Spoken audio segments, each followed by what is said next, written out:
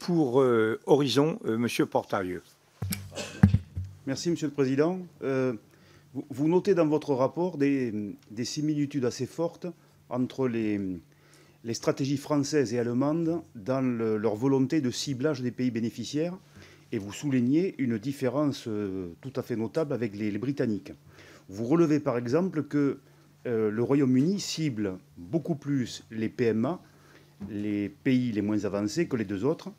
Je voudrais savoir si vous avez évalué, monsieur le rapporteur, en quoi cette approche sélective du Royaume-Uni a été renforcée depuis le Brexit.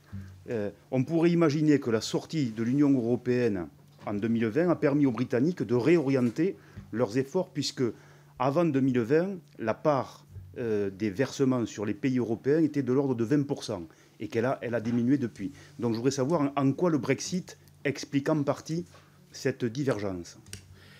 Merci, Monsieur le député. J'ajouterais, dans le même esprit, est-ce qu'il n'y a pas une certaine tension, notamment chez nos amis britanniques, mais ça peut se produire aussi chez nous, entre une volonté de concentration sur les pays, les PMA, et une stratégie d'influence qui suppose qu'on joue avec des interlocuteurs qui ne sont pas forcément les plus bas dans l'échelle. Est-ce qu'il n'y a pas là une tension assez forte d'objectifs ? Alors, puisqu'il faut être bref, je vais simplifier mon vocabulaire. Les Britanniques que j'ai pu rencontrer au cours de l'enquête m'ont apparu polytraumatisés. Il y a plusieurs chocs qui s'est produits sur eux. D'abord, ils viennent d'une tradition de générosité, de grande générosité. Les Britanniques sont traditionnellement plus généreux que les autres, à tout point de vue, en termes de volume, en termes de ciblage, etc. Bon. 2015, arrivée des intégrations des objectifs climatiques, c'est un traumatisme pour eux.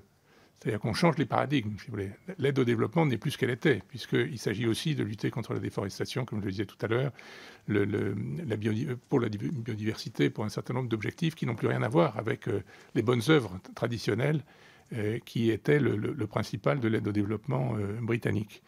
Le Brexit, naturellement, modifie complètement les équilibres dans les pays bénéficiaires, puisque il y a des réunions évidemment régulières organisées par la délégation à l'Union européenne. Ils n'y sont plus.